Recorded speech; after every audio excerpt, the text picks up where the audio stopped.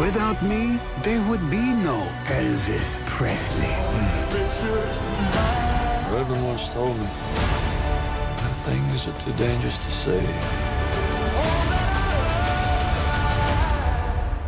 Sing.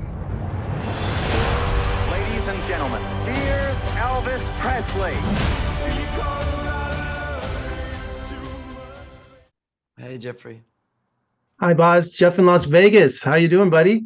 You know what? I feel pretty. I mean, I was in Poland like day before yesterday, but I actually feel great. Oh, Yeah. wonderful. This is such a thrill to talk to you. I'm a Las Vegas native, Yeah. born and raised. My family came here in the 1950s. I God. saw Elvis twice as a little boy at the International Oh, Hotel, no. once when I was 8 years old, and No. 1974, I believe, when I saw Yeah. him. Yeah. And the only thing I remember about those performances was that Mm. one, he wore that classic white jumpsuit. Mhm. And also he ended the show with Suspicious Minds because it was on the radio at the time.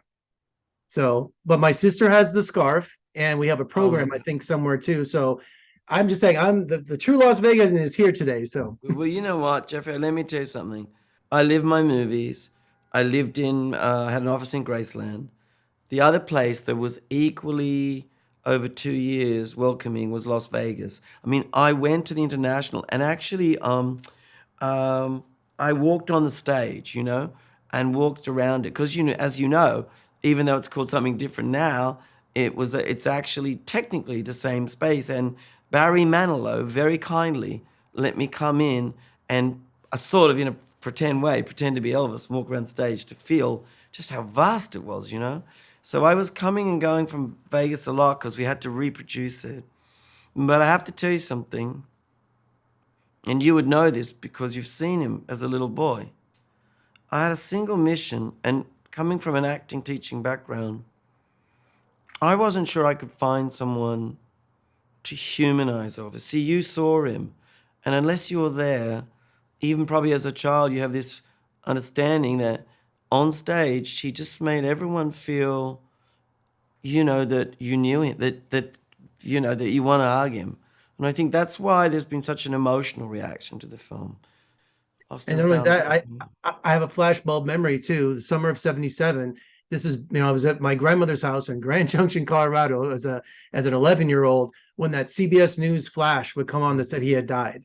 You know, so I mean, I remember where I was, you know, and what happened, and just how upset I was. I'll never forget that. Yeah. You know, I was about 15 and I remember getting on the back of the bus and a guy called Craig got on and he said, "Guess what?" I said, "What?" He said, "Elvis died." And my whole world just went like this. And I wouldn't say I was even the greatest fan. I was, but I'd started to explore other music. But I just suddenly felt like light or something had gone out in the world. And then I would be like, wow, I guess I'll never see Elvis. I just was sort of thrown by it. Well, one thing I love about your film, Boz, is that, you know, in recent years, Elvis and Las Vegas are not associated anymore, especially with the younger crowd. It's Michael Jackson. I mean, they know the Yeah. king of pop, not the king of rock and roll. So Yeah. what your film has done, so many things that it's done, is one, to introduce younger people to the king of rock and roll, to keep his memory alive, his music alive, and his association with Las Vegas, my hometown.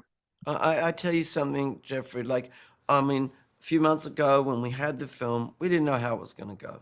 And if you'd have told me, I did make a promise in Las Vegas at the Exhibitors Fair to 3,000 people who run cinemas. And I said, whatever it takes, I will go to every place. We even went to Arizona, everywhere, Austin and everyone, to bring older audiences back into the theater, younger audiences. But if you'd have told me then that we would be the #1 non-sequel movie this year, I probably wouldn't have believed you.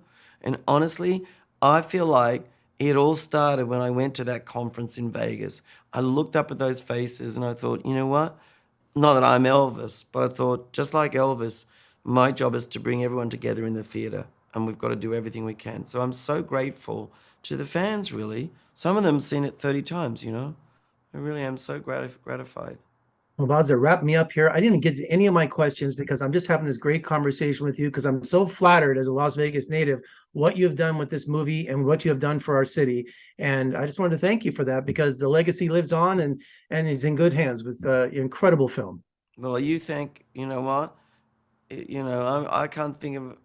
I'm just so happy that this film has done something great for Vegas because it's Vegas. You know, it's the home of entertainment. It's the best way to say it. So thank you so much for joining me today. Let's do it again soon. For sure, I'm there. You take care.